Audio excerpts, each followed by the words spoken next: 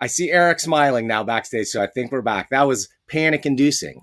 I had to switch cameras. I had a whole rig set up. We're pivoting, guys. We're pivoting because that's what we're all about here at Comic Book News. When the going gets tough, the tough get going. You know who else is tough and knows how to roll with the punches? Indie comics publishers, right? Especially those guys who've been going for decades. And we can count, man, all those guys that were around from the 80s that are still around now. Oh, wait a minute. I can't count any of them. I don't know any of them really, except Fantagraphic books. Fantagraphics. They publish some of the best indie comics of all time. They're one of my very favorite publishers. They publish my very, very favorite stuff. Hate by Peter Bagge, my all-time favorite comic. Buddy Bradley, my all-time favorite comic character. Well, who do we got today to talk? We've got a fella named Eric Reynolds. He's the associate publisher of Fantagraphics books. He's been around there for a long time. He wasn't around there, I think, when they opened the doors, but he was there, a few years after and just sort of like has been sticking around and did many things there, from editor of the Comics Journal in its heyday. And I want to talk to him about that for sure because I miss it. I miss his tenure there. We'll talk about his work there with the late, great Tom Spurgeon, maybe a little bit. Talk about his own art and artwork because he's an artistic guy himself. And we'll talk about, the upcoming slate of books from Fantagraphics. And won't that be fun? I think it'll be fantastic. What else would be fantastic? Man, if you haven't already, please consider hitting that little subscribe button down there. And man, if you're hardcore and you're already subscribed and you watch me every week, think about clicking that join button. What's it going to do for you? Oh man, what won't it do for you? There's a lot of things. Click that button and look at the multiple levels you can get into this thing. You can get in at a $2 a month level. You can get in at a $10 a month level. You can get it at a $25 a month level. Or heck, you can throw down $100 and become a Gem Mint 10 sponsor like Comic Hub and Manage Comics. You can be an executive producer and dictate some content on this show. Wouldn't that be great? I think it would be. So, hey, man, without further ado, let's bring in Eric Reynolds from Fantagraphics Books. I'm really stoked to bring him in now. I like this new format, midday. I'm done with the evening shows. It's been really tough to get people on the East Coast, let alone the West Coast, even sometimes that late. Now I'm working on my own. I have a little bit more control over my own schedule. We're going to be going probably more midday and maybe even more than once a week. We're going to get some stuff up on the $1 Million Comics Cam again. I know you missed that. So anyway, let's bring in Eric Reynolds. Eric, hey, welcome to Comic Book News. Thank you, sir. Happy to be here. How is that for a glitchy, rambling what was weird, introduction? What was really weird about it was that you were talking, but your lips weren't even moving at all. I think the video was delayed so much that it was just not only out of sync, but it was kind of genuinely surreal at the same time. Well, that's the kind of, special effects we like to pull on people, the little tricks we like to pull. We're going to pretend that was all planned. Luckily, I pivoted away from one camera setup into another. Unfortunately, I don't think I'm going to be able to pull up the $1 Million Comics cam in the way I normally want to, but that's okay. I got some images here. We're going to talk about your work. But Eric, hey, tell the audience, how did you get hooked up with Fantagraphics? When did you first hear about Fantagraphics? When did you first know about them? I worked in a comic book shop from 1985 to 1989. So that was a pretty choice era of the journal, the Kirby art fight and other things, the Jim Shooter era. So I became a fan of the journal during that period just by working in a comic shop. And at that time you could literally read, everything that was coming out. So that's what I did, sitting there on a Tuesday afternoon or whatever, How old would you have been at that point? In 85, I was like 14 or 15. Okay. I was working for a little bit of cash and comics under the table. Right. You got a couple years on me. I started in 86. Mm-hmm. I was 11 and I can't say I was an avid journal reader at that point, but certainly it was on my periphery, and all the stuff about Jack Kirby and going like it was first dawning on me who that guy was and what he meant. And the fact that he didn't get his own pages back, Yeah. And I'm with you. I was young. I didn't have the background. But I think just by being in a store, you hear scuttlebutt about something in the new issue of the journal. I remember a big one for me was the cover interview that Gary Groth did with Bill Sienkiewicz, because I was a big Bill Sienkiewicz fan. So that made me pay attention and had lots of excerpts from his sketchbook and things like that. And it was such a long interview. It was, that was kind of an eye opener. That was one of the early cover features I remember engaging. So what was really interesting too about the journal of that era, of course, was that, there wasn't too much of an alt indie art scene, certainly not the way there is today. What there was, Fantagraphics was part of it, but the journal covered everything. They covered mainstream comics publishing, the whole gamut. And somewhere along the line, they moved away from that. We'll talk about that a little bit. I want to understand how you came to work for Fantagraphics. And so you knew about them through a comic shop. I think that's the only way anybody could have known about them. You would have had to have encountered them in a comic shop. Yeah, that's pretty fair, I guess, right? And I became a big fan. Fantagraphics, I think, started publishing 8-Ball in 89, 90, 91, and Hate right around the same time. I think Hate was 89. Yes. And Love and Rockets, of course, had been going for a few years before that. But that stuff was just coming out as I was a late teenager. And it was just right in my wheelhouse as a person who was kind of expanding his horizons, and trying to find different weirder stuff, whatever, and so I maybe it was because I worked. I've noticed as consumers that there are some consumers who just don't even pay attention to who the publisher is.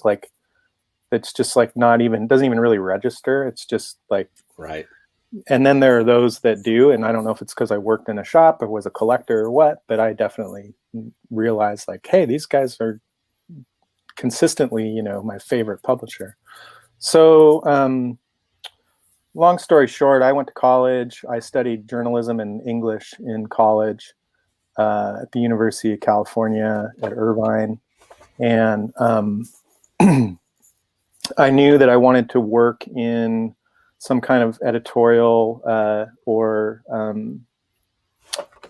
feature writing type field. There was still a pretty robust, print magazine industry. I was leaning towards pursuing something like that, or newspapers. And I literally just went to the comic book shop one day at lunch. I remember getting a new issue of 8-Ball and probably a few other things, and was thinking about it was pretty much it was routine to just go get an internship somewhere in the summertime by the time you're in college, if you want to pursue this field, whether it's at a local paper in your hometown or somewhere in New York City for a summer or whatever. So I was thinking about pursuing internships at places like Rolling Stone or Mother Jones or the Utne Reader, things like that. And one day I just thought, I wonder if a comic, if you could do that at a comic book publisher. And I called the number that was in the indicia of that issue of 8-Ball and spoke to a dude named Robert Boyd, who I'm still friends with. And they basically said, yeah, we have internships. So I went up for that summer and then just never left. Were you living at the time? I'm sorry. Did you say that? I was living in Newport Beach, California. Oh, okay. So and then Fantagraphics at that time was not yet in Seattle, right? It was. No, it was in Seattle. This would have been. It had made the move to Seattle. Okay. Fantagraphics moved to Seattle in, I think, 89. I graduated in 93 from college. Graduated high school. Where were they before that? I forgot. They were in the San Fernando Valley. Yeah. Okay, right. So they were even closer to you. All right. So you made the move. What a time to move. I often wonder, wow, what if they'd still been in LA? I could have, that would have worked too, frankly. Yeah, really. So, but what an interesting time to move to the Northwest, right? The Pacific Northwest. Yeah. It was, and and I was also deeply involved with college radio. I was the managing editor of the university newspaper. So I was super engaged with alternative media and, that kind of youth culture of the time, which was becoming increasingly huge, right in real time then, Yeah, right. So, so that wasn't a weird time, and at the time it just seemed normal, in a way, but in looking back, it was kind of interesting. So much of I was just going to say, I went to college at a time where I could still newspapers and radio were my primary focus, and within a decade, that was a whole different ballgame, right? For sure. But then, beyond the general cultural trends, you moved to Seattle, the Northwest, at the time of the grunge movement, right? It's a cultural touch point. When you think the 90s, there's no doubt that's a huge part of what people are thinking about. So yeah, where was that move coming from for Fantagraphics and yourself? When you made the move there, was it really just to get cheaper rent and move to somewhere that was just more better for the business? Yeah, basically. For me, it was just to follow Fantagraphics. I just came. Right. Seattle was. Growing up in Southern California. You might be able to relate to this, being a Californian, but Seattle just wasn't even on. Might as well have been Alaska. It just wasn't. Right. As a kid, I don't think I'd ever been anywhere north of maybe Southern Oregon on a summer vacation. It was a world apart, and it just wasn't even a place I'd ever thought about even visiting up until this opportunity presented itself. Fantagraphics only did it. Gary and Kim, especially Gary, had zero interest in kind of the alternative, music culture in Seattle. Right. So that was totally a non-factor. They moved up there because Peter Bagg and Jim Woodring were up there. It was basically that simple. They wanted to leave LA. That's a pretty good reason. Yeah, they wanted to leave LA. They wanted to go somewhere cheaper. They liked the idea of staying on the West Coast. They were both East Coasters who'd come to enjoy the warmer climes, I think. And I know Pete in particular really gave him a full court press and said, come up here, it's great, because he'd moved out from New York City, and was loving it. So it was just pure happenstance. It could have easily have been, Memphis, Tennessee or something. I don't know. Because I don't know. I think the fact that it wasn't really, I mean, it definitely, Fantagraphics would have went in at least a slightly different way. I think that, at least to me, I don't know, growing up in that, as that 90s kid who, like, hate to me was everything for Fantagraph. I mean, I loved 8-Ball. I enjoyed, I didn't collect or read Love and Rockets on a regular basis until later that I got into the art and stuff. But for me, it was just the most funny, most just real, the most raw, the closest thing to like underground comics that were still coming out. But that just had this an honesty to them that you just didn't see in anywhere, in any comics, or really in much media at all at that time. For sure. Yeah, for sure. Comics were really under the radar then, and I would argue still remain so, despite whatever level that they've achieved. Like the number of people who know Dan Clowes and know 8-Ball, there's a lot that know him, but how many have actually read 8-Ball? I say not many. Maybe hundreds of thousands at most. And yet, he's probably got more fans than that just through his films, right? Just like just one of the film adaptations. Well, what's interesting, I've noticed, it's funny you bring that up, because I have, we did the complete 8-Ball a few years ago. Yeah, I've got it. Just 3 years ago. And that was, Dan's, one of my heroes and also a really good friend. And so that book was like a super awesome labor of love to put together. And one thing that I find interesting is that because I grew up with that stuff, I think of Dan Clowes, I think of 8-Ball, I think of Chester Brown, I think of Yummy Fur, I think of Gilbert and Jaime, I think of Love and Rockets, I think of the comic books. But it's not, Dan Clowes is known for Ghost World, for the book and the movie, both. I mean, the book has completely transcended 8-Ball. I mean, the book is the best-selling book Fantagraphics has ever published, still to this day, and it still sells. By what kind of factor or margin? Oh, a pretty tremendous one outside of a very small handful of other books. What's number 2?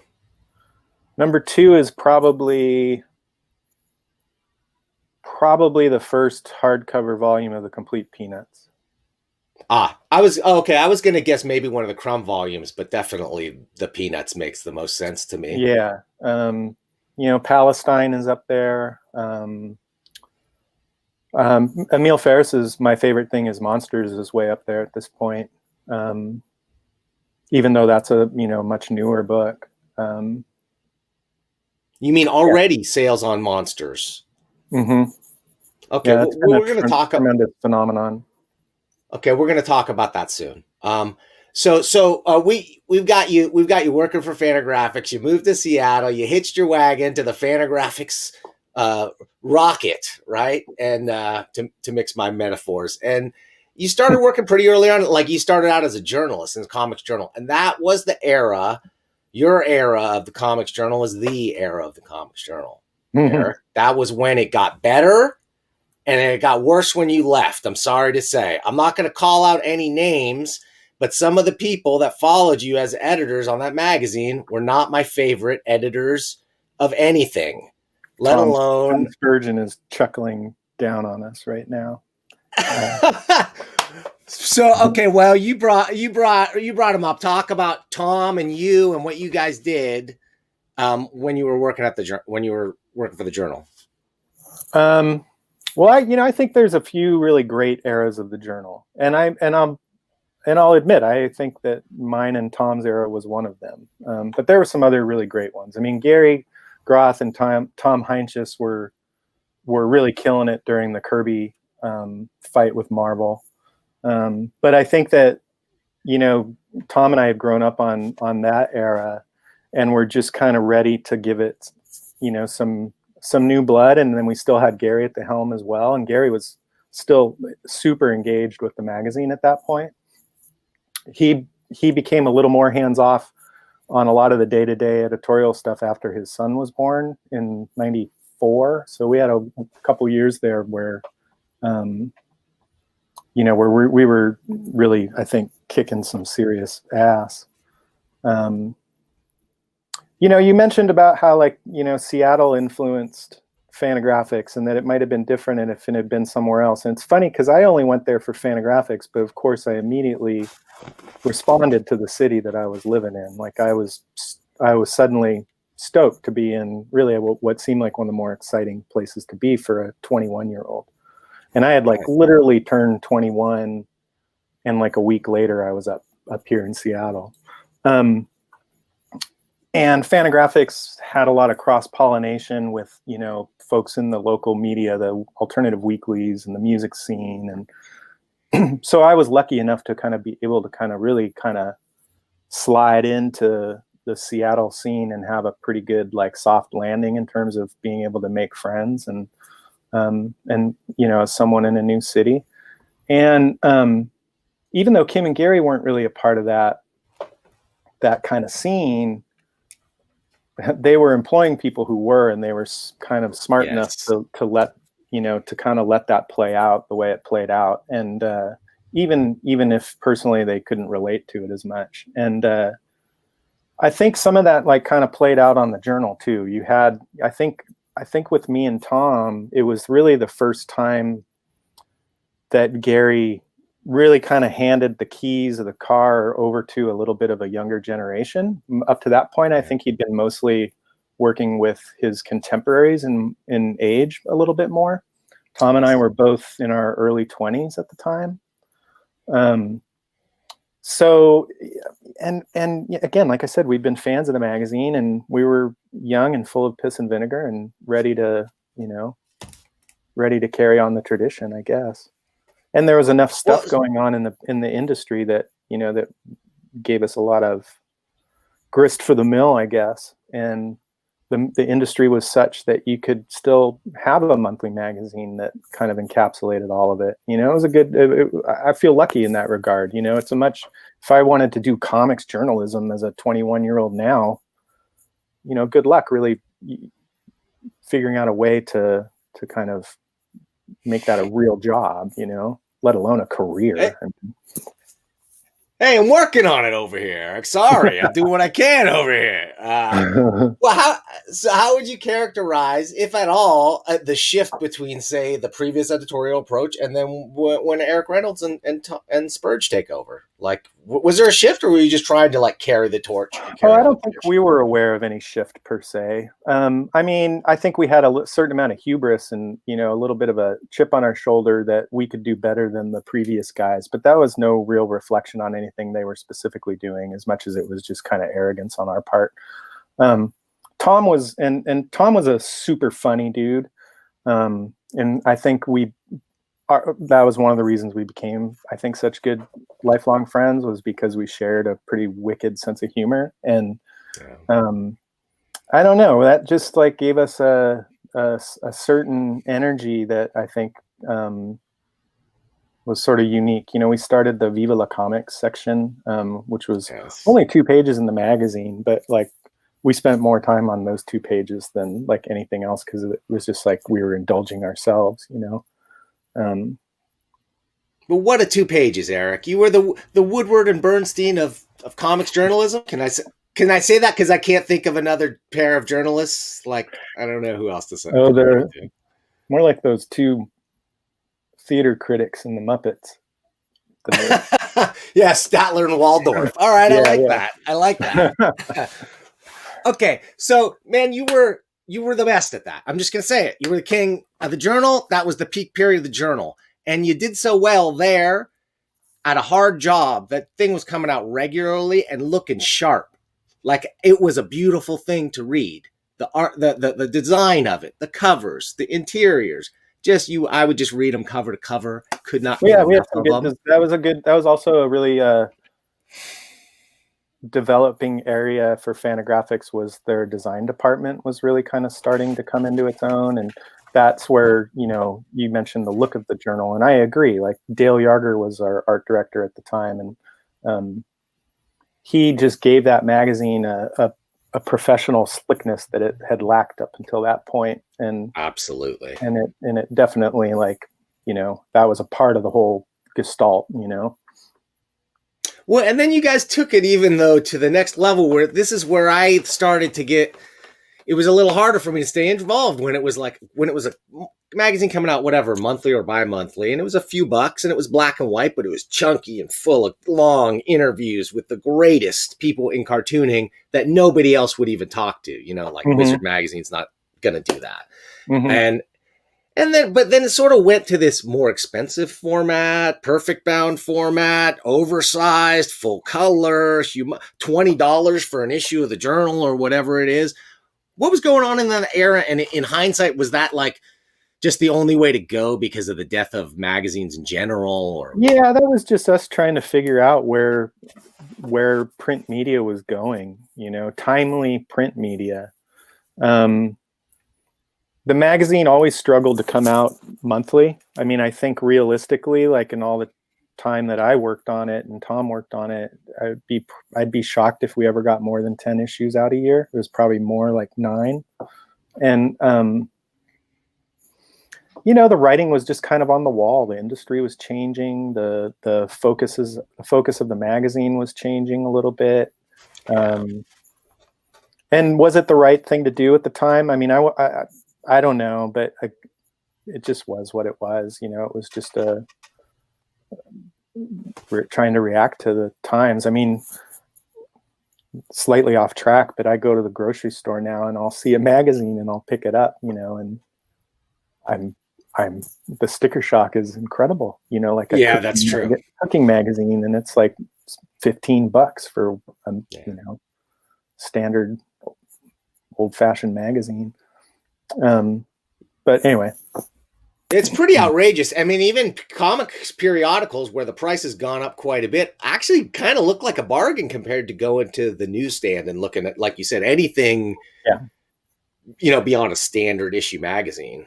I would agree with that. And even the part about where, you know, even comics periodicals seem, I think, are frankly a terrible value for the money, on average, but magazines are like newsstand magazines are way worse.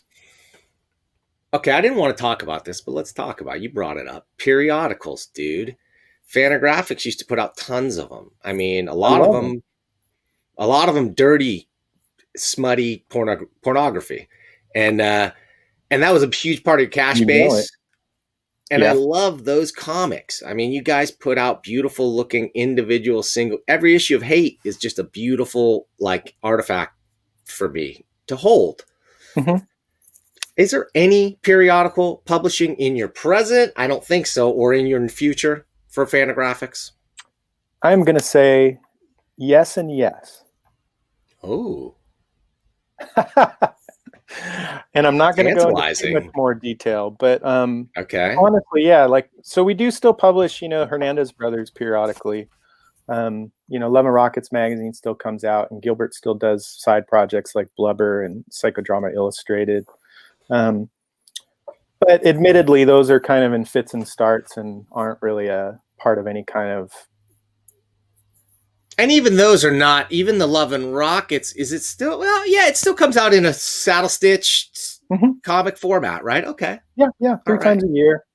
But it's really our last holdout on that front. And how great though that it's the original too. Amen. Right? And I hope we never stop publishing it, you know, in that format. Okay. But I love comics. I love periodicals. I love the direct market. I'm a product of the direct market. And I have always wanted to dip our toes back into that more. Gary does too. And it's just a matter of finding the right way to do it. But, you know, we tried it a couple of years ago with All Time Comics. That didn't quite work out for us. And that's Tell us about All Time Comics. Tell us what that was. All Time Comics was a line of comics that came to packaged to us through some good friends of ours. My good friend Jason Miles, who was our production manager at the time. He's an awesome cartoonist himself, and so he had been working on this line with Josh Baer and a few other folks, and some really cool, wacky, weird comics that I really like, but it just we couldn't make it fly. It was like just, it just didn't work out. We did, I think, 6 issues, and but I still think there's a lot of room, and there are some ideas in the works that I'd like to pursue. I think the last year has really reminded me how much that I think the direct market is important, to Fantagraphics and comics in general. So let's wait a minute. So this is comic book news, Eric. You got to be more specific. I want to pin you down on this. Mm-hmm. How important is the direct market now to Fantagraphics? Let's make a pie. How much is the book trade, and how much is the direct market? It's company wide. I would say it's probably roughly 2-to-1 book market to Diamond.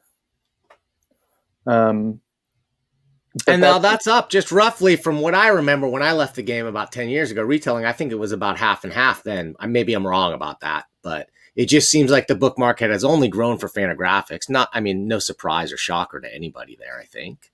Yeah, that's true. Or is it totally true? And it's just a bigger pool, But did the DM diminish? Did the book trade increase? Did both increase, but the importance of the book trade and the velocity of the increase in the book trade outpace the direct market? I don't know. Tell me what's going on. Some combination of all of that stuff, I think.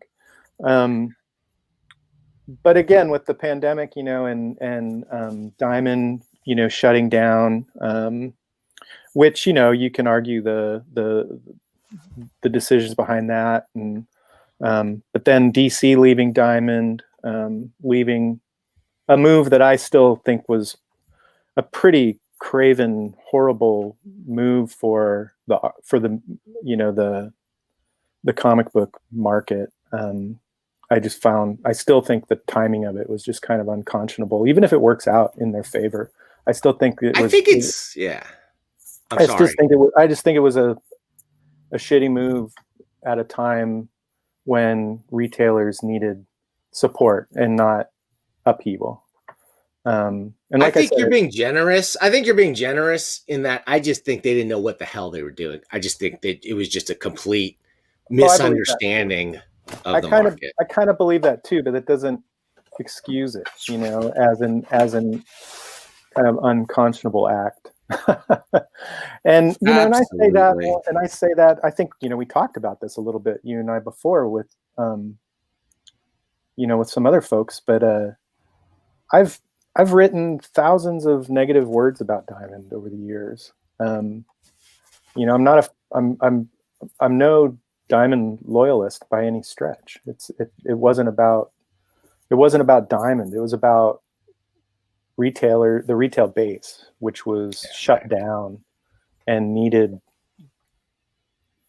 support. And that just was the wrong thing to do at that time. They could have waited. They could have done it now. It would have been better. Anyway, we're getting kind of a field. I forget how I even got on that subject, but things even got worse from there, Eric. And because I'll say, for somebody not dedicated 100% to books, man, I got my incredible Fantagraphics bookshelf behind me. I've been putting together this collection for years, by the way. Top notch, man. I can name probably every book on that.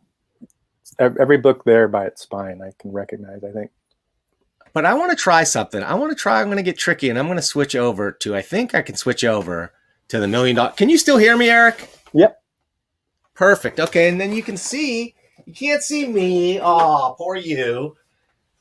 But you can see me, and you can see some Fantagraphics books on the screen, right? Yeah, I see the Walt Holcomb book underneath there.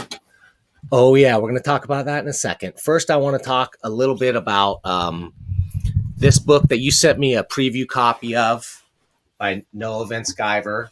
Please don't step on my Junko jeans. We're not going to look at it because we're going to have Noah in here soon to talk about it, but you know, I got some preview images of this thing, but what I didn't realize, I realized it was meant to look like a Peanuts sort of paperback from the 60s, but yeah, it's meant to look like a lot of kind of generic comic, you know, collections from Fawcett or whomever it was back in the day. The red, I have yet to see anybody do this with the red edge on the book. Like, never seen anybody simulate that, and I love it. And then I opened it up expecting like black and white and poor production value like a lot of those books had, but man, beautiful full color comics in here by Noah, a guy who is a really, really good cartoonist, but I feel like he's only got like room to become even way, way better. Yeah, I think so too. I think Noah's really become an underrated colorist. His you know, he uses it's digital mostly, but he uses it in a really lovely, almost kind of painterly way sometimes. And let me just say, in a way that looks incredible on the $1 Million Comics cam. I love this kind of flat color, beautiful stuff to look at. I can't wait to talk to Noah about this. You sent me that. I bought this. This is an original from Noah. Bought it off eBay. Sweet. I flipped my signed Cyberfrog copy and got enough money to score an original NVS. Sweet. All right, let's talk for a second about these two books, because these are two. I went to my shelves and I went pull some Fantagraphics books, and I went, what are the usual suspects? Complete Crumb. Everybody knows. Everybody's looked at that. Seen that in every bookstore around the country. Love and Rockets. All right, whatever. These are two that don't come to mind a lot. Mm-hmm. I used to try to sell these at my bookstore, my comic book store, Hijinks Comics in San Jose, and had mixed success, but they are just two of my all-time favorite books, and they almost represent opposite ends of the spectrum of subject matter, kind of. Yeah, I know what you mean. One is very kind of whimsical and lighthearted, and one is almost the polar opposite. What I didn't realize until I was looking through it, and I pulled both these books first, and then I realized Ivan Brunetti did an introduction. Well, that's the irony, is that you know, I know those guys have known each other for years, and so you say like they're opposites, but at the same time, like they would definitely identify as peers, you know. I mean, in attention to craft and like loving cartooning, I would agree they are like separated at birth or something, maybe. I don't know. But also, you know, they're both, I think, very personal, expressive works, just in different ways. Agreed. I want to take a quick look at them just because I don't think many people know Ivan Brunetti. Let's look at this first. A lot of people. He was on Noah's YouTube channel recently.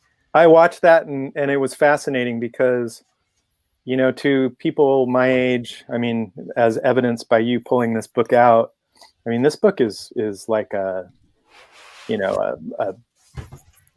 the canon, you know, for certain people when it comes to Black humor.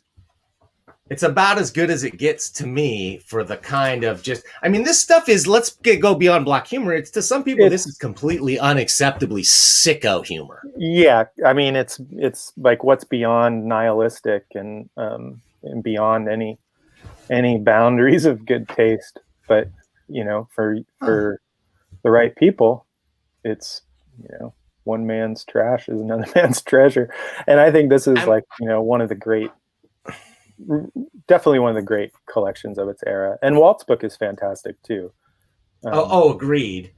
But this is just a combination of so singularly, you know, the pinnacle of a particular strain of humor at that time. It's like the apotheosis of of that strain of humor, and it still is. I mean, to the point where highbrow. Highbrow. Yeah, you know, you could probably describe it as well as me, but I mean, I think this. I don't know how you describe highbrow, lowbrow, no brow. I don't know what you call. I don't know what how to categorize it. I don't know. just But in with that a interview, Ivan was talking as if like nobody remembers him, and yeah. and I'm like, oh man, that so couldn't be further from the truth amongst a particular generation. Oh, big time. I'm gonna solo this. We can still hear you. I mean, when that issue came out, I'm pointing at the screen as if you've got Yeah. the comic right here. That issue right there, that Guasso ass cover. I mean, we would just. I remember like just quoting that in the office left and right, like all of us just thinking that was like the funniest cover of comic book cover ever at that point. Maybe the funniest since Fantagraphics Scott Russo's Jizz. Another favorite. I had in that same category, maybe, right? In the same kind of area as Brunetti. I was a big fan of Scott Russo's Jizz. I even wrote him a fan letter, I'm pretty sure, before I moved to Seattle. That's an amazing comic. The one I'm thinking of, the cover I'm thinking of was the I was like the Jew bastard Irish pig cover. Just kind of like shaking hands lovingly, but just hating each other. Do you remember the one that it was the last issue and he didn't draw it? His friend Jeff Long drew it, who was a really accomplished cartoonist about his run-in with the Secret Service. Yes. That was still like that's like a really underrated great comic book.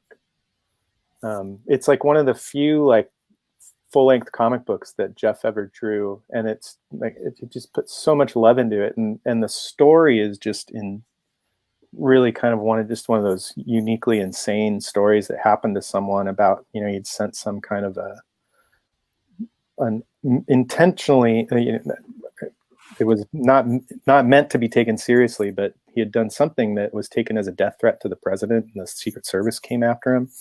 And it's a great story. Anyway, that's like a real deep Fantagraphics deep cut. Well, yeah, I'm looking for those copies because mine are gone. I really want to read that book again, and I want to show it on the $1 Million Comics Cam. I'm not even sure if I have a copy of it. I mean, I must, but I really want to talk about Walt Holcomb, because what happened to Walt Holcomb? Walt? I can tell you what happened. I can tell you what happened to Walt Holcomb. He has been appearing pretty regularly in my new anthology now. Oh, awesome! Which the 9th issue just came out a month or two ago, and Walt has been in 3 or 4 of the last few issues. It's the first comics he's done in years, and they're great. He's as good as ever. They're full color.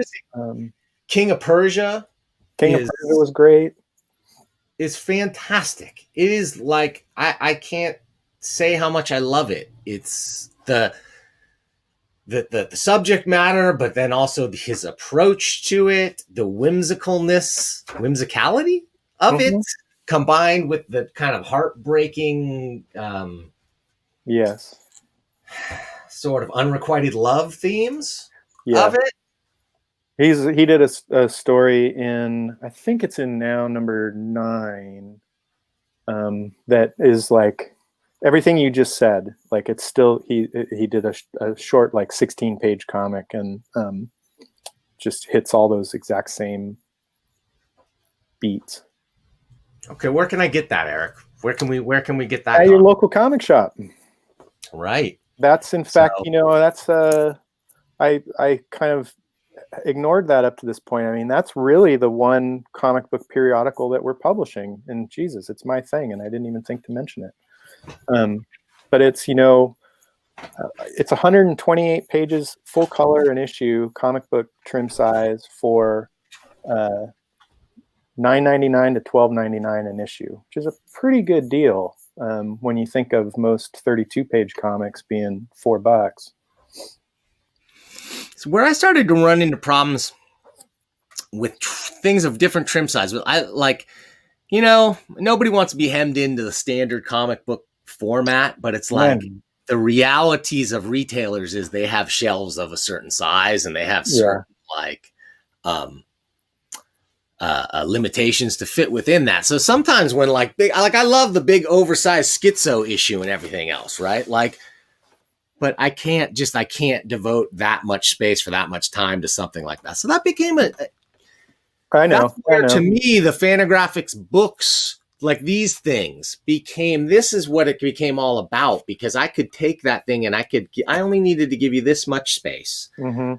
But man, you guys used it beautifully. You guys design books that look just so much better than anything any other comic publisher, especially the big two, put out. I mean, they have literally millions, hundreds of millions of dollars at their disposal. They could hire the best book designers and the best editors and everything else, but it seems like they don't. I look at you do. I look at I use Hoopla through my public library, through the Seattle Public Library, to check out graphic novels digitally, and also I have a Comixology account, although I don't buy a lot of digital comics, but I do look at stuff on Hoopla all the time, stuff that I would never think of buying for myself, but just to literally like flip through, I will check it out. I am shocked and amazed at how little thought goes into the vast majority of comics trade paperbacks from Marvel, DC, even Image. And I don't even mean to like say that to like shit on these guys. I'm just like, but like, I put a lot of thought into everything, like, and so does everybody at Fantagraphics. We think about, where the barcode goes, or, put a lot of thought into typesetting the indicia. Every little detail, the head and tail bands, the in the hardcover, and it's just it's almost like grossly negligent how stupid and perfunctorily most of the stuff is put together. It makes no sense. and I almost go, I think they're leaving money on the table too, but maybe not. Maybe that's naive of me to think that an X-Men hardcover is going to sell better if the spine looks better. But I just think it would. Yeah, well, I think so. Yeah, I mean, they got the money. They're paying. I mean, is it because they're not paying designers? I'm sure they are paying designers. They're just paying shitty designers. Oh, they're paying. Well, no, they're paying it. No, let's not. They're paying shitty rates, is what they're paying, and so they're getting what they're paying for. I think. I don't. Well, I think that's a double-edged sword. I mean, Fantagraphics is a perpetually undercapitalized indie arts publisher. We can't pay competitive rates relative to probably what they're even paying at Dark Horse, let alone Pantheon or Abrams, and yet we get good. And yet we get good designers. But wait a minute, you guys can't pay. You got no money. Fantagraphics, poor Fantagraphics. But wait, you're publishing the most anticipated graphic novel in recent comics history. You got Monsters by Barry Windsor Smith coming. How do you score that with your no resources, Eric? I mean, what is Barry working for free? Come on, let's be real here. Fair enough. In all honesty, we are publishing Monsters because Gary and Barry have had a relationship that goes back to almost both of them being kids. Certainly Gary was a kid. And Barry's not that much older than Gary. Barry and Gary. Tell me about this book. So that's why we're publishing this book. And it's not because we necessarily make the most lucrative offers. There's a relationship there and a trust there that I'm proud, to be able to get behind. I've known Barry for, I guess, about 20 years through Gary, because we started publishing some of that storyteller material in the 90s, and Adastra in Africa, the Storm book that he reworked, as well as the two big Opus art books that we published. I'm a lifelong fan of Barry's. I distinctly remember as a kid paying way too much money and trading some comics that I have a feeling, I don't remember what I traded, but I have a feeling like I traded away some super valuable comics because I just had to have this, I think it was called Applewood Press. that did this gorgeous Barry Windsor Smith large portfolio of individual okay. print. And I was a teenager at the time, and I just like had to have that thing. And I broke, I worked out I got it from a comic book shop, and I worked out some deal of part cash and part trade. And then eventually I had to sell that. I remember when I was in Seattle in my early 20s, and I just needed money. And I sold it to Jim Vadabonker of Bud Plant Illustrated Books. Did that stuff hold its value? I remember portfolios were huge. We had Bill Shanison here, and he was like the king of that stuff He was. Yeah.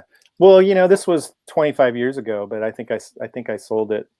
I think I sold it to him for like $300. So that means he was probably selling it for what? Okay. 500 or 600, right? At least I would hope. So I'm just going to kind of page through a little bit. This is the Fantagraphics Winter 2021 catalog.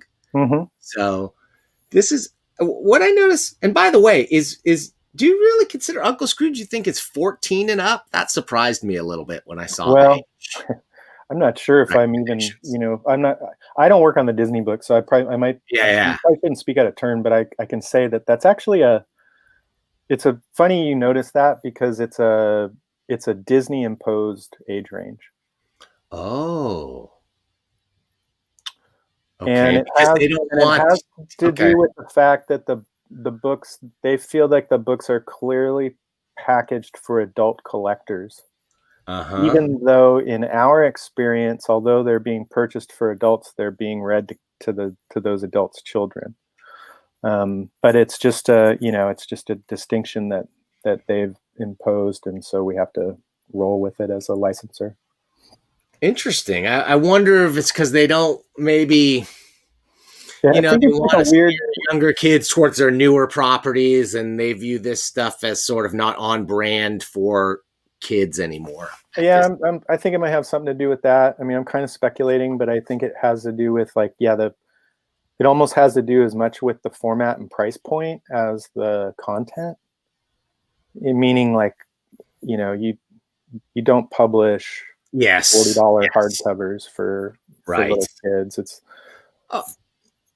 okay, but so this has always been a sort of qualm of mine with some of the Fantagraphic stuff. Like nobody denies, Charles Schulz deserved to be in a hardcover multi-volume set, right? But a kid's not going to buy it that way. And you guys have paperbacks of that stuff, and I assume paperbacks of this, but I just feel like a more mass market friendly version of this stuff would still sell extremely well, especially in today's market now that Scholastic has really just opened up the doors to that stuff in the mass market.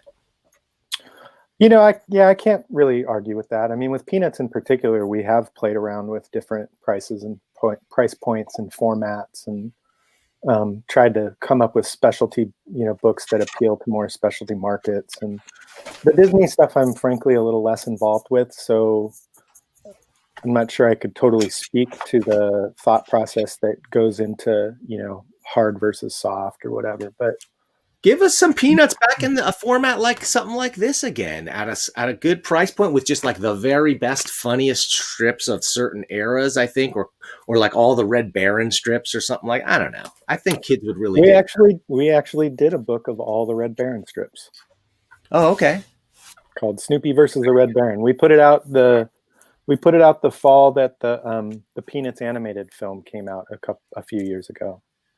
What was it? A deluxe, oversized hardcover with a slip case and a belly band, or a what? I see where you're going with that, but it was somewhere in the middle. It was a hardcover, okay, but it was not. But it was like a more of a mass market hardcover. It wasn't adorned with any frills of any sort. Got it. I get. Yeah. Because I look through your catalog here, and I go, you guys are all over the place in a good way. I mean, you're not like preaching to one market. Tell us about this. This is a book that's exciting. One of your biggest, the oldest creators at Fantagraphics, and you're involved with this book, right? Yeah. This is going to be a really cool book that we're doing as a double cover. It's funny, I keep calling it a flip book, but one of my coworkers keeps insisting that a flip book is actually, you know, when you have the little animated sequence going, when you flip the edges of the planet. Yes. So it's a double-sided cover, but it collects 2 self-contained kind of graphic novellas that Gilbert's done over the last few years. They originally were serialized in Love and Rocket's New Stories a few years ago. And the 2 stories are Hypno Twist and Scarlet by Starlight. Each book, you know, each story gets its own cover. And they're both kind of just weird, psychedelic, surreal genre twists. The Scarlet by Starlight is a little more conventional of a science fiction story. It's, about some colonizers who land on a alien planet in a kind of typically weird psychosexual kind of Gilbert way. Some shenanigans start happening between the scientists and some of the natives, the native inhabitants. Hypno Twist is a much more psychedelic kind of just showcase for Gilbert's just graphic virtuosity. I love that page that below the one that you're primarily got on the screen. Yeah. Right. Oh, this one, right? I mean, that is just like a master class in spotting blacks and composition. And the book is just a real kind of tour de force of Gilbert's. You know, it's like Gilbert at his most Alex Toth, I would say, in terms of composition. Totally. And I'm sorry, I cut you off before. I want to go back to Monsters for just a second. Yeah. Like this is probably the biggest book, first earliest big book coming out from Fantagraphics this year that for sure really has got anticipated. So tell us, like, to me, I've read about 40 pages of the preview PDF that you guys sent me. Thank you. I appreciate that.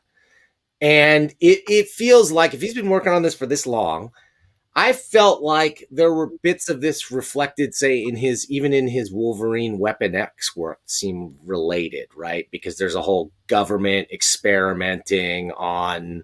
Yeah, that's probably fair. And I bet that the stories germinated around the same time. I think that timeline matches up for the most part. I remember first seeing pages from this probably at least 20 years ago. Barry had sent a few to Groth, and he'd shown them to me. It's a great book. You know, there are cartoonists of, you know, Barry's stature who have gone their career working within the confines of the big 2. Yes. Who have attempted later in life to, you know, do more ambitious work. And sometimes it's, you know, it's to kind of awkward effect. This is the real fucking deal. I mean, he's at the top of his game. When I read this, and it's been several months now since I've read it, maybe even a year since I read the whole thing. But I just kept stopping on these pages and realizing, like, nobody draws like this anymore in a real serious, you know, way. I mean, there are plenty of great contemporary craftsmen working in comics, don't get me wrong, but the level of just sweat equity apparent on every page for such a clearly labor of love, I found it really kind of humbling. Like, we live in an era when everybody is trying to economize, I think, in an effort to get more work out, especially as the market skews towards longer form works. And that's a harsh reality of comics. They're really hard to make. They're really labor intensive and time consuming. And if you understand that, it's not that crazy to think that it did take him this long. As he had several detours along the way in his career, you know, as other things came to the fore and took precedent for a while, and just, you know, life takes you in different directions. And this thing is ambitious as hell. And I wouldn't be surprised if he got derailed a few times along the way. But it really reads great. It's a really ripping yarn. It's got some 80 pages. Yeah, it's got some phenomenal set pieces. You know, it spans a pretty good range of time in the book itself and goes back into World War II. And there are some really, really breathtaking scenes that take place. And I don't want to reveal too much of the plot, but there's I'm be real reluctant to spoil anything, but it's great. I'm really excited about it. I think it's gonna be great. I can't wait to read the whole thing. I gotta read it in paper. I don't know if I can read 380 pages as a PDF. I'll be honest, Eric. But I hear you. I struggle with that myself. I still have the 10% I've read so far make me want to buy it. Mm-hmm. And that'll be coming in January. Let's talk about. I think it's actually running slightly late. I think it's gonna be February now. Oh, okay. What else have you got in your winter catalog here that's really like your book? Let's talk about Crash. Gosh. Let's talk about Crash Pad. Crash Pad. Crash Pad is a really cool object. I mean, you talk about Fantagraphics making good objects. I think this is a pretty quintessential example. A few years ago, I think it was 2017, Gary Panter, you know, who's a living legend. This guy who designed most of the Pee-wee's Playhouse. That's probably his biggest claim to fame. But, you know, he's got his hand in all sorts of alternative culture going back from the late 70s until now. Another like true art hero of mine. And this book in particular was born out of an art installation that he was invited to do in a gallery in New York City. Where, you know, I should preface this by saying Gary's a real product of the American underground comic scene and hippie late 60s counterculture in general. He was like, I forget what year Gary was born, but like he was just old enough to have been inspired by those underground guys but was still younger than them. Yes. In a way that he looked up to them. Probably like in the same way that I feel towards the Hernandez brothers or something like that. Okay. And so he's kind of always been obsessed with psychedelia and artists like Victor Moscoso and Robert Williams and Robert Crumb and S. Clay Wilson and all the Zap guys. And so he created this art installation. It shows so much in this stuff that we're looking at right here. Yeah. This definitely reflects that. And so he created this art installation that was basically a completely fictionalized headshot, headshot from like 1968, and he created it in this art gallery. And so he created like not only the entire shop, but all the products in the shop. He created underground newspapers, you know, that were available, all the products the head shop sold, you know, the paraphernalia and everything, the curtains, you know, psychedelic curtains, and so this. As a part of this, that sent him down this path of he decided like, okay, I'm also going to do like the underground comic that this store would sell. And that's basically what this is. It's like his version of an underground comic pulled out of time and published. And the way that we're publishing is kind of interesting. We've done a few other books with Gary, Jimbo in Purgatory, Jimbo's Inferno, and Songi of Paradise that are all in this oversized, really kind of ornate hardcover. Another book that's difficult to sell, Eric. I know, it's true. But these books are so cool, and they're, you know, of a series. Yeah. And so we decided we kind of wanted to retain that aesthetic. But we also, you know, it's an underground comic. So it's like it should be a newsprint saddle stitch thing. So what do? The originals are as large as the hardcover. So the idea that I had that Gary, I was grateful, went for was we're publishing the hardcover is basically like a studio edition where it's scans of all of the original artists at full size and they'll be reproduced that way. And then as you open up the hardcover in the inside part of the case, inside caseboard, there's a pocket that you can open up, and inside that is the comic as underground comic, and it's just published as a saddle stitched newsprint comic with colored glossy covers. And it's got a 4-color, like psychedelic color palette as opposed to the orange and green you see here. This is the hardcover where the orange is like a textured cloth, and then the gold is a stamped gold foil ink. But then the comic book will be a more traditional kind of psychedelic 4-color underground comic palette. And so that way you can kind of, and then you see the art in the hardcover as the original art, so you can see the imperfections and messiness, and but then the comic reproduces it as crisp, high contrast black and white line art. That's awesome. It looks really cool. I know Panther influenced guys like Matt Groening and others have cited him as a big influence. To be honest, I was talking about this before.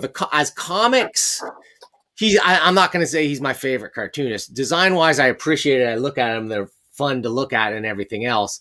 I just, I'm not smart enough to understand Jimbo comics. I think. I don't think you have to. Fair enough. I mean, it's work that I could never pretend would appeal to everyone, or even even the majority of anyone, or even anyone for that. But no, I remember he had a book released by Pantheon in the 80s. It was just called Jimbo, and it was under the Raw magazine imprint. Yes. And I got that as a teenager, just I think as a used book after it had been out for a few years. And I might have even been in my early 20s, but what can I say? The humor, I totally responded to the absurdist humor. And then he did his Zongo comic in the 90s, also called Jimbo. And that was the one that just really clicked for me. Just these absurdist, cast of characters, the hillbillies and Jimbo. And I just responded to the humor. And it's definitely, some of Gary's work even skews way more esoteric and weird, and can frankly be, I think, a little challenging for a lot of people. But not all of his work is that way, and some of it I think is very readable. And he's a really good storyteller. He's a very natural. He's a cartoonist. He knows how to lead your eye on the page, and even if it's kind of surreal, atypical kind of stories, he's really at the heart of it, working in a very staid, tradition of comic storytelling. Like he's I'm gonna seek some of that stuff out. I think maybe I got shell shocked by Jimbo and Purgatory last time I read it, and I was just like, I didn't know, like I didn't have an entry point. Well, Jimbo in Purgatory is, a weird one because he's like reinterpreting Dante, but then filtering it through his own characters. He's citing, actual Dante passages in the pages. So that's definitely like not the first Gary Panter book I would recommend to someone. Maybe that's why that was my most recent thing, and I don't know. So let's talk about a couple more books. I know you got to get out of here pretty soon. Let's talk about, you wanted to talk about The Thud. You said this was one of your books as well, right? I really love this book a lot. It's a book by a German cartoonist named Michael Ross. It's his first book that's been translated into English. It's a great young adult title. In fact, it got picked as a Junior Library Guild gold selection, I think it's called, which is doesn't mean a lot to average person, but in that YA world, it's a good thing for us. But this is a great book about a boy named Noel who has some not entirely specified developmental disability. It's not completely clear whether he's autistic or what. Ross, I think, purposefully doesn't feel a need to specifically identify it. But he's raised by his mother entirely. And I mean, his whole world is his mother and the apartment they live in. And this isn't really a spoiler because it happens in the first couple of pages in the book. In fact, you just kind of scrolled through them. But one day his mother has a stroke and dies, and he's there with her alone. Long story short, he's an orphan, and he has to, and and he has no idea what's going on. He lacks the intellectual capacity to really process what's happening to him. And the thud refers to the sound that he hears when he hears his mother's head hit the floor in the bathroom. Man. Now that sounds very heavy, but the book is actually a incredibly charming and funny book. And what happens is the boy gets taken to a village in Germany that is an actual real place that you can read about. And I'll butcher the name, but it's called Neurokorod. And I'm sure I'm not pronouncing that right. But it's an actual village in Germany that was founded in the late 1800s. It's been around for well over 100 years now. And it was founded by some like religious progressive who basically created this village where it's entirely populated by people with various developmental disabilities and mental disabilities, and they work and run the town. They live there. They run the local bar, the grocery store, you name it. And it's kind of this social experiment, and it's a real place. You can read about it online. And Michael Ross, the author, he went and lived there for off and on. He lived there for 2 years and basically just researched it and created this book. The book is completely fictionalized, but all the characters are kind of inspired by people that he met in the village. The book ended up becoming quite a hit in Germany. The town of Neurokorod completely embraced it. Kind of flowered him with the keys to the city or whatever. And he's a wonderful cartoonist. The book is just incredibly charming. Noel's story is basically about him not knowing who to trust, not knowing who to love, not knowing whether he, can or will be able to trust or love anyone. But he makes friends in this village and slowly, kind of opens up to them, and you get to know, there's a young woman that he becomes really good friends with, who also kind of steals the show in the book. In this panel you're showing, he loves AC/DC.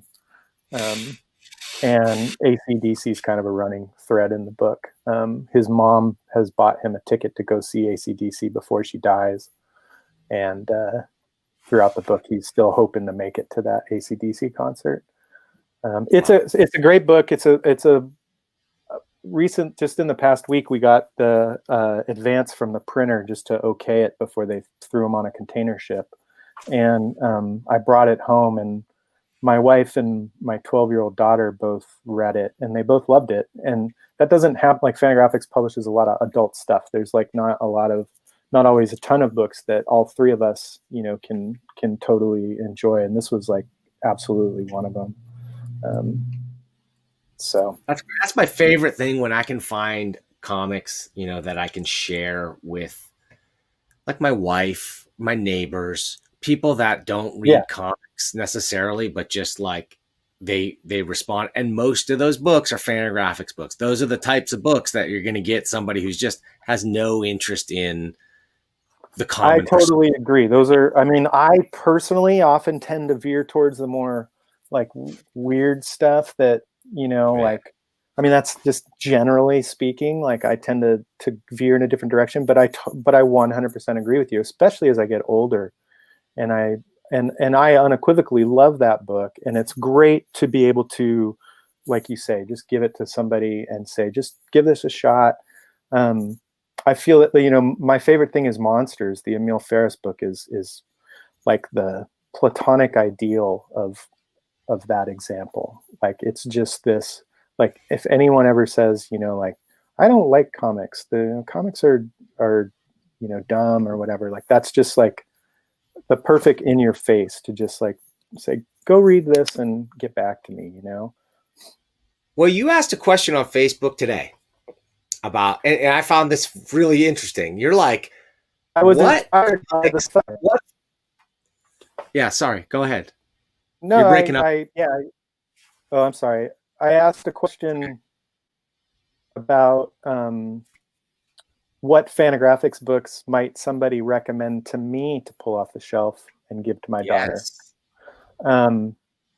And it was completely inspired by her reading The Thud this week. And yeah, it was just a funny exercise to see, you know, like maybe because I mean, Fantagraphics has published something like 1,000 books, you know. Well, I'll tell you, right? It's funny you said that because I get a lot of people, especially my friends who have kids now, and they go like, Dan, what can I get my kids to read? They're not even necessarily interested in superheroes, but what comics can I get? Or they read the Scholastic stuff, but they want more. They're like ready for that. And my go-to recommendation for that age is always Usagi Yojimbo. And I always steer them towards the early Fantagraphic stuff. Yeah, I'd say our Usagi Yojimbo and Castle Waiting are kind of like our two go-tos on that front. For sure. Well, Castle Waiting I used to recommend to a lot of people, and the only problem I have with it is it just like where's more. They read the that are available, and then it's like, okay, I need more. Where Usagi, I can go, all right, here you go. I can give you one issue, even a single issue, and that's going to hook a kid. And then we've got dozens and dozens of volumes to go, and then the colorized versions coming out. I recently bought the hardcover collection of all the Fantagraphics Usagi stuff, the slipcover version.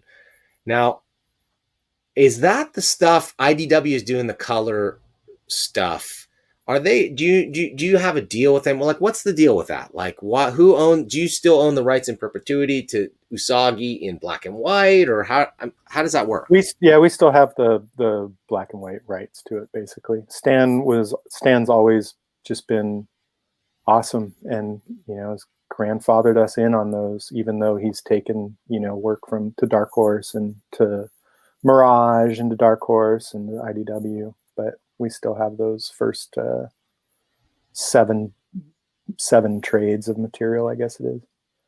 And how big of a part of the Fantagraphics legacy would you consider those books? Because to me, I would say at my comic book store, that was by far the best-selling Fantagraphics graphic novels. Like if I put them in aggregate, any one series, and I added them all up, it's not even close. Usagi destroys. No, I totally agree. I think they're huge. Stan is a living legend and a huge part of Fantagraphics history. And I think, you know, for whatever reason, you know, he's not always the first name associated with Fantagraphics, partly just because he's been so successful since he's left Fantagraphics. But I think it's really because he was doing work aimed at younger readers at a time that Fantagraphics was making a name for making stuff for adult readers.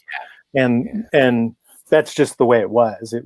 But it's in the, you know, it's in the canon of Fantagraphics. But is there any comic truly as enjoyable by all ages as Usagi? Like, I have a really hard time when I really think about books that I can go like, I can give to my friend for his 10-year-old kid, and he's gonna love it, and my friend, the father, is gonna really enjoy it and love it too. I have a really hard time thinking of other books like that.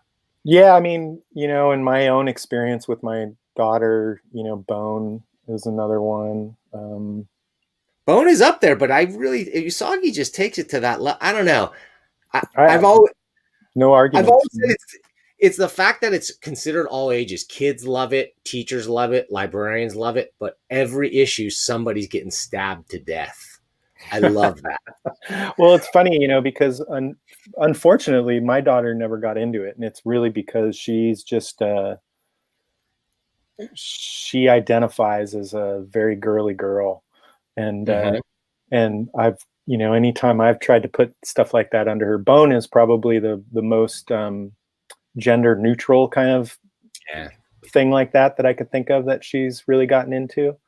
But but for the most part, like, she is 100% all in on the Scholastic Raina Telgemeier kind of stuff, which is great. But that's why, like, I was one of the reasons I was asking that question about other Fantagraphics books is because she loves Peanuts and Nancy and and a lot of comic strips, but the graphic novels, there's just fewer stuff to point to, and I was like, what's the thing I'm not thinking of, and there were some really great suggestions in that thread. So I thought mine was one of the best, Eric. I'm just which one was yours? Mine was Usagi. And I saw all those other ones, and I go, yeah, kid's gonna like those Uncle Scrooge for sure. That, like, any of the duck stuff is gonna work without a doubt. Is great for that age. But man, when it comes to like action and like just excitement and just pure cartooning and just I don't know, Stan hits that sweet spot. Oh, by the way, I had a friend who passed away, and the last email he sent me, he had ALS and he degenerated in less than a year. He could only type with his eyes looking at the screen. Okay. And he wrote to me and he said, Dan, I need my kids getting hooked on video games. What can you recommend? And I said Usagi. And I wrote to Stan and I told him that story. And they sent a bunch of Usagi books to that kid. And he's reading them and loving them now. And he put that video game down and he's reading comics. And that's just very special to me. I still can't get Stan on this show to interview, but that is really awesome. Stan is really one of the great human beings in comics. I think many other people have said that before me, but it's true. No doubt. All right, tell us about Now, and then we'll get you out of here. Now is my anthology that I've been doing for 4 years now. I started it. It was very much inspired by the Trump candidacy in 2016. I felt like I wanted to do something, and through a weird series of mental hoops I jumped through, I decided publishing a comics anthology would be a way to help me process this time we're living in. I've done several anthologies for Fanta over the years. I edited Mome for several years earlier in the 2000s. Mome was the last one I remember that was coming out when I had my store. I honestly I haven't seen this, and only because I don't have the kind of store around here that would carry copies of this for the shelf, and I just didn't even know it was coming out. Yeah, I believe me, I get it. But I've been doing it now for 4 years, 3 times a year. Like I think I said earlier, it's about 128 pages an issue. Retail has ranged from $10 to $13. Incredibly good value for the money, I believe.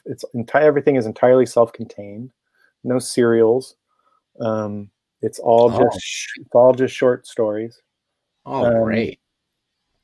Are and all 10 available still? No, I think there's 2 issues that are currently unavailable. Okay, still most of them. Any plans to collect?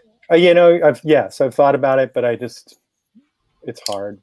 It's hard. But do you have the rights already, or would you have to go back and scramble for all the rights again to try and do a reprint collection kind of deal? I think I could do a reprint collection per the original terms of the magazine, but it's more just a financial risk, Right.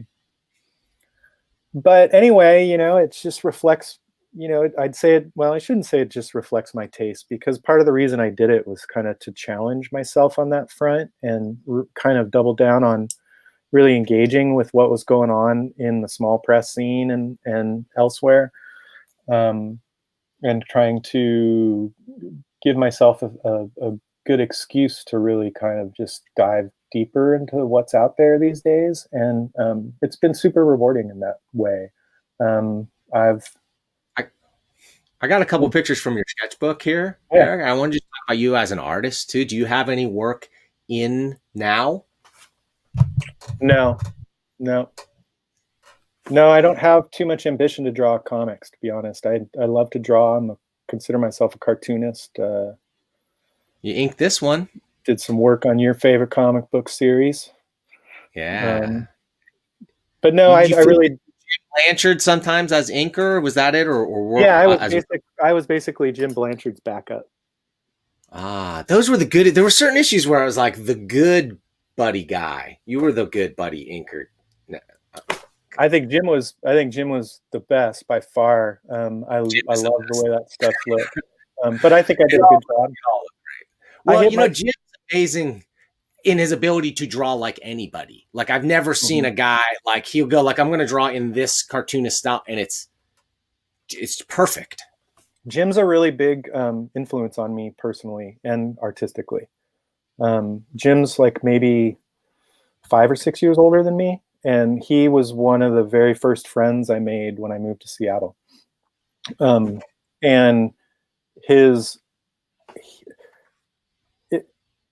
it's easy to look at a lot of stuff that I was drawing at that time, and that's by Jim. Oh yeah, I know. I wasn't sure what you were pointing at. Yeah, the clock. No. But no, he's also this is by Eric. That's right.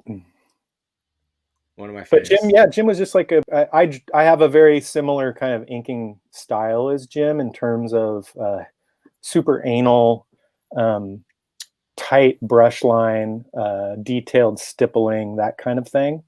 And he was the master, and I was, always looking up to him as a younger person, and still do. And even more to the point, just like on a personal level, he became a good buddy, and just kind of a good example of how to be a cool dude. Dude, a good egg, an overall good egg, right? Like way nicer and cooler and more chill than anybody with that much talent should be. Yeah, and he's not the most famous cartoonist of that scene or anything, but he definitely looms large in my personal story. Trucker Fags in Denial is one of the all-time greats in my book. Jim is one of the true true punks in art of the last 25 years, and in a way that kind of doesn't exist almost anymore. I feel like he's kind of a throwback, Well, he's lucky enough too to have just fine art chops as well. I think, there's people that want his art, whether it's comics or not. I think he's probably arguably more well known for that. Yeah, I would agree. Jim never self-identified as like a comic book artist. It was just it was a world that his skills lent themselves to, but he was always, more of an illustrator and an artist, fine artist. That's where I always took it, and that's what I always saw. But one of those people who took those set. Not everybody who's a great illustrator or graphic designer can do comics, but he could just like take that set of skills and put it right. He had the grasp of what's going on in comic storytelling. And Eric, that's the kind of people that you worked with, man. That's the kind of people you've been known to work with in your career. You still work with. What's the most exciting piece of work coming out that we haven't talked about on the near horizon from Fantagraphics? Well, maybe a comic book news exclusive. Probably. So we just finished putting together our summer season, and probably the two books that I'm most excited about personally are Simon Hanselman's Crisis Zone, which is a collection of the Instagram comic that he's been serializing since the shutdown started. I don't know if you've paid attention to that or not, but basically, like, Simon finished his last book, Seeds and Stems, early this year, just as COVID was starting to rear its ugly head around the world. And he finished that book. We got it to press, and he was ready to start on his next graphic novel. And that's when COVID hit and the shutdown hit. And he really just pivoted on a dime and decided, I'm going to make the greatest pandemic webcomic, the greatest comic of the pandemic, the greatest webcomic of the pandemic. It was he set himself on this mission, and he's totally delivered. The thing, it's a Meg and Mog and Al and cast of characters graphic novel, but it was something that he's basically written improvisationally through since March. He posts one page a day. Each each page is presented as a series of 10 panels that you scroll through. It is the most like relentlessly funny and like zeitgeistiest comic book I've ever read. I mean, it starts with the characters, you know, just getting shut down like everybody else. One of them gets COVID, and then it just becomes this roller coaster of cascading, you know, disasters and mishaps. And it references like every major beat of 2020, from, you know, the obvious, like the presidential election, to there's an entire subplot where Werewolf Jones becomes an erotic webcam star, and he parlays that into a Netflix series that's basically a takeoff of Tiger King. There's Animal Crossing, and he's annotating the whole book in the back. He's doing like a whole annotated director's commentary, just kind of riffing on how all of this related to his own life in the moment. The crazy thing is like it clearly speaks to people. When he started this thing, he had like 22,000 followers on Instagram, and just by posting the strip once a day, he's like over 110,000 now, I think. So I want to say something about the power of serialization and the power of immediacy and the quick turnaround. Are you reading Ginseng Roots by Craig Thompson? I'm not reading it in like, I'm just reading in the single issues. I'm at least a couple issues behind, but I am enjoying it. But right, he went after it for that same angle. Like he's like, I'm not going to lock myself in a room for 10 years. I'm going to put out a thing every couple months. You're right. I'm talking about that. And it's his strongest. It's better. It's his strongest work I've ever. And I love everything Craig Thompson's ever done. He ratcheted up as a cartoonist and a designer and everything else. I believe in that book. Yeah, no, I totally agree. I think it's by far my favorite thing he's done. I've really enjoyed it. The design, just the full package of everything, the size, the feel, all right, comics as artifact. That's something that I know I can bond with Eric Reynolds over. All right, Eric, you got one more besides Crisis Zone. What else did you have? The other one I would pick is probably the Manuel Fior's Celestia, which we have not really formally announced yet. But Manuel is it's not in here? No, it is in there. Here it is. Manuel, I think, is like one of the most sophisticated cartoonists in the world. This is his newest book. He's taken him almost 5 years. He's in his mid-40s, so, which I mentioned because I think he's just like really entering the peak of his powers. He's an architect by trade who became a cartoonist, a professional cartoonist. I would say almost by happenstance, but I think it's also just because he's just that good.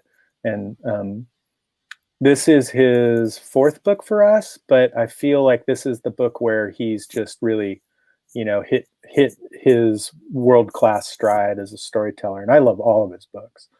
This is a science fiction book, but it's like science fiction in the way that, like, you know, Stanley Kubrick or Michel Gondry do science fiction. It's like they kind of elevate the genre in a way that transcends it. But it's set in the future. Celestia refers to a man-made island that exists as a safe harbor for criminals and also a group of telepaths that have evolved into whatever this unspecified future is. And they all are there, and they've been separated from the mainland due to some great cataclysm that's not really described. But the result of it is that nobody's been back to the mainland for like 1,000 years. And simply put, two of the characters who are on the lam trying to evade this gang of telepaths decide to go back to the mainland, and they do. And I won't get into it much beyond that. I don't want to spoil it at all, but I mentioned that he's an architect, and it's relevant in this book because he in this mainland future, he draws all these incredible fortresses that are like private residence of different characters, and they're just these incredible, like, if you've ever seen like those photos of like where Robert Crumb lives in his village in France, where it's like this super self-contained walled village that just kind of appears on the horizon out of nowhere and you can see it in its totality. He's like designing things like this, except instead of medieval village, they're like these candy colored, super modern designs, but they're like with such like a three-dimensional weight to them that like you can't, like, it's no surprise that he's an architect. There's a realness to them that's really kind of amazing. And the book is just also a showcase for his just painterly chops and visual imagination. He's just got such a rich and vibrant imagination, and the means with which to put it on paper. He works in tempera, which is like a really fast drying paint. Kind of looks like watercolor, but it's got a little more of a weight to it, like like acrylic or something. Anyway, I think he's awesome, and it's also delicious. That's right. So we got some questions here from the Peanuts Gallery, including some names we might know. Starting way back at the beginning of the show when we had weird sync problems, which are all fixed now. And friend of the show, Noah Van Skyver, said, best-selling aside from Fante Bukowski, of course. Well, that's right. I mean, just give it time, man. And then I just want to say another great-looking book, Noah. I like your instincts to go for the parody covers. Eric, I talked about this with Pete Bagg. Have you read, and can you pronounce this cartoonist name for me? Adrian Tomina. Yes, of course. There's a running gag in the book about how to pronounce his name, and I still was not sure. So are you right? Because I'm right. It's okay. Tomina, and in fact, Pete and I have both known Adrian for a long time. I consider Adrian a really good pal in comics, and just as I do Pete. And Pete has like been butchering Adrian's name for like 25 years at least. Cool. I love that. This book is like, I feel like this book was written for like 10 people, and I'm one of them. Like, just like the stories and jokes are like so in our mutual wheelhouse, and I'm in the book. Okay, I'm glad you said that, because there's one panel in here I want to show you that not many people are going to know, but you're going to know because you were on our show. Who's that guy in the background? Yeah, that's Roy. Hi, Roy. Yeah, Rory Root making an appearance from beyond the grave in the new Adrian. We love Rory. We love Adrian. I want to try and get a hold of him. Who knows? Maybe he'd come in here and talk to me. I hope so. That would be great. I love that book. I've read that book at least 2 or 3 times now. Hey, Steve. I love that colored edge so much. Oh, do you know Steve Fisk? I sure do. Shout out. Wilson's younger brother, lesser known. I love that colored edge so much. A small detail, but it adds so much. Was that Noah's idea, or who came up with that? I think that was Keely McCarthy's idea, our designer. She was tasked with like, hitting this aesthetic of this old cartoon paperback, and Noah sent her, I remember, a bunch of JPEGs of books that he had on his shelf, and I brought in a couple of things that I had on mine, and she just ran with it from there. I'll be honest, without that, it doesn't, I wouldn't, I mean, I get the inspiration, but that just seals it. I saw that as soon as I saw it. I love it. Love it. When we were talking about graphic designers, I disagree. I know well-paid graphic designers who are completely devoid of creative ideas. The graphic design world, just lousy with mindless conformity and lazy conservative designers. You're nodding in agreement. Yeah, I mean, I would. Yeah, I don't think that's a terribly hot take. I mean, I think that's true of every profession, probably. Yeah, probably, right? especially creative, but I know a lot of programmers and stuff that way. I work with Fantagraphics books so that I can get books from Eric. Me too. He sent me this. I can vouch for that. We know he's a cheapskate. That's fine. It's all right. Cartoonists got to save where they can. Hypno Twist is mind-blowing. One of Gilbert's best stories. I agree. Is the catalogs are beautiful. Are there do you guys print these things too? You know, just because of COVID, is the first 2020 is the first year that we haven't done printings, physical printings, and that's true of all of the publishers that our book trade distributor WW Norton represents. We've gone all digital, and I have a feeling it's going to stay that way even after the pandemic is in the rear view. It's worked out. Have a noticeable effect, and I'm sure there's not at all. And in fact, you know, 15 years ago, we probably would print like 10 to 15,000 of those catalogs every season, and over the last couple of years, we've been down to like 2,000, 2,500. Most people, the trend to digital with Edelweiss and other things in the book trade, have totally already gone that way. But to answer the question,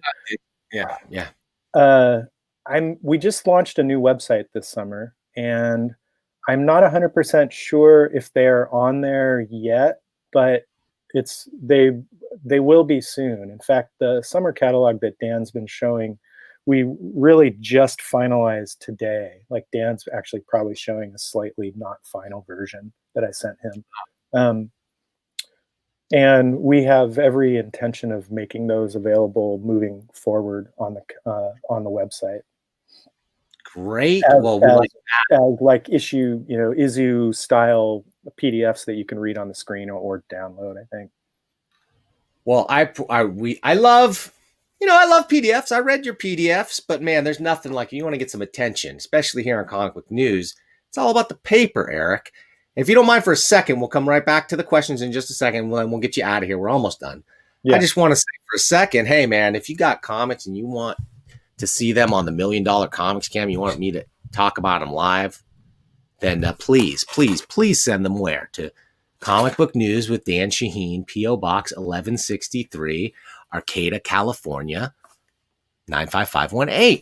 I'll take them. We'll put them up on the $1 Million Comics Cam. Hopefully we won't have glitches next time, but we'll leaf through them. We'll talk about what's great about them, what stinks about them, what could be better about them, how we'll put it in a nicer way. Send them in. I can't wait. I'm getting stuff every week. I've got a stack building up again. We're going to have the $1 Million mailbox.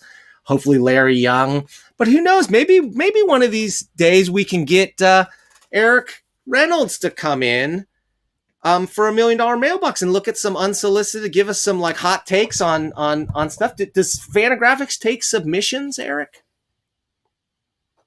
Yeah. Here, yeah.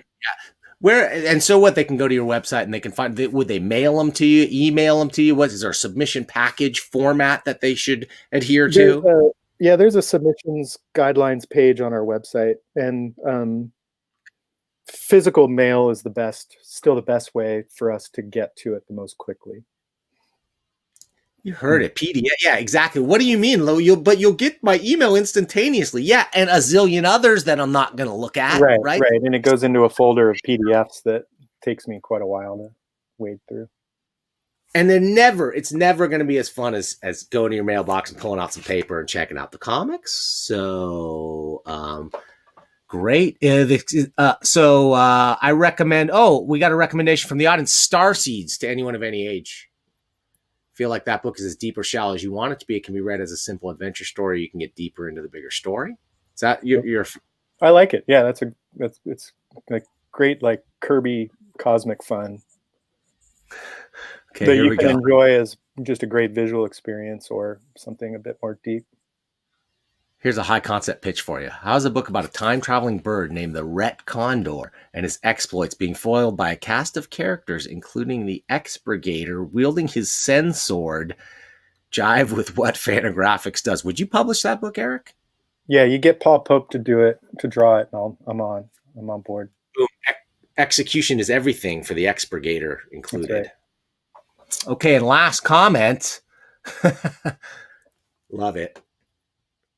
They have a dumpster outside for submissions, if I remember correctly. One of the more infamous moments of Fantagraphics. I'll tell that story really quick because it's really unfortunate. We have it was an employee of ours at the time, a cartoonist, talented cartoonist named Jen Vaughn, a good friend of Fantagraphics, and she was working for us at the time and running our Twitter. And we had this incredibly disgusting, rusted out dumpster out in our driveway that we'd had for years, and literally was like rotting out at the bottom, was so rusted that it was rotting out at the bottom.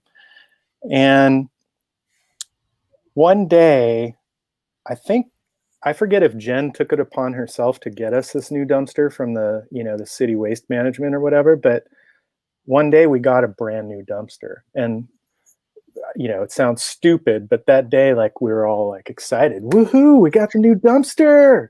This is for a big day at Fantagraphics. And she thought, and she was like, caught up in this goofy excitement over this stupid dumpster that she wanted to put it in our Twitter feed. And so she very just, not thoughtfully posted something to the effect of, "Hey, send your submissions in. We got a new dumpster." And she totally did not mean it in the way that Twitter read it. She was like raked over the coals. Fantagraphics was raked over the coals as just being, how could we treat, artists with such disrespect? And it really was just like a bad attempt at a pretty awkward joke over some unjustified enthusiasm for a new dumpster. But yeah, it's like become this moment, in Fantagraphics lore. What year was that? It was probably about 7-8 years ago, I would guess. I think Kim Thompson was still alive. So Kim died in 2013. So it might have been like 2012.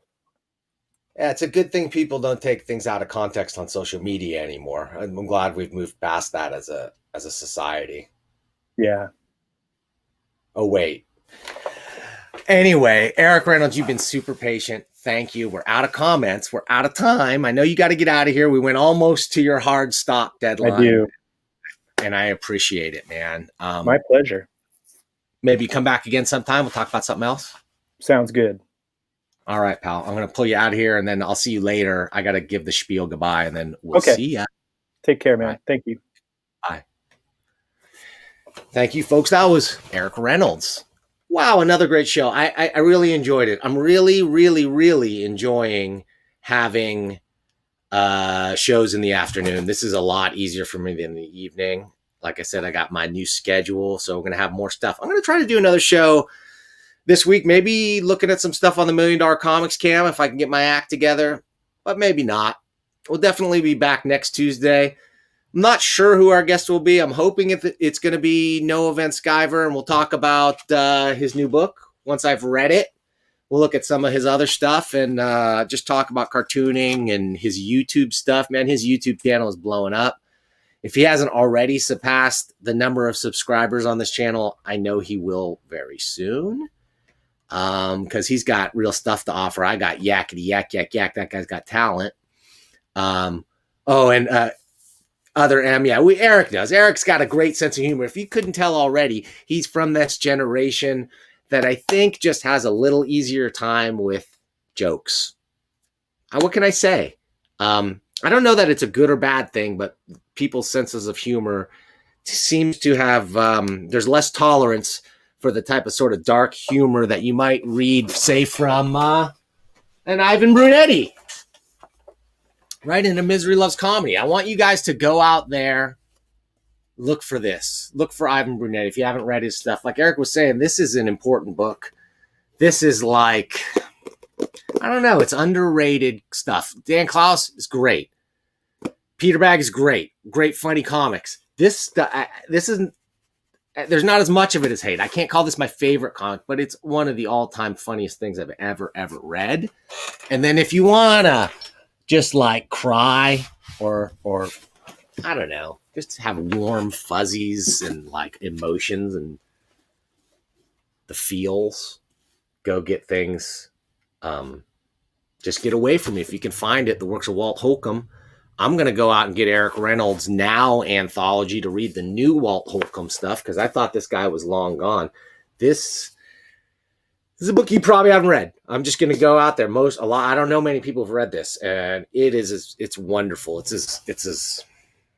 Both of these books are as good as they come for completely different reasons. And like I said, Brunetti actually does the introduction to this because while subject matter wise they're 180 degrees apart, I think they're aligned in their creative approach to comics and the medium. Speaking of being creatively aligned, if you're still watching, and there's 8 of you still watching, you must really like comics because this show is not for everybody, right? This is for the hardcore. This is for the people that really love the good stuff. Yeah, I'm a snob. Yeah, I'm going to say that other stuff is not as good as the stuff I like. Sorry, you don't like it? Get your own show. Just kidding. Or if you do, hey, tell me about it. Send me an email. Let me know. Check it out. Let's collaborate. Anybody out there in YouTube land got a show and want to talk about comics? Come talk to me. You can come on my show and we'll talk. Maybe I'll come on your show and talk. We need to get some collaboration from the YouTube channels out there that are positive.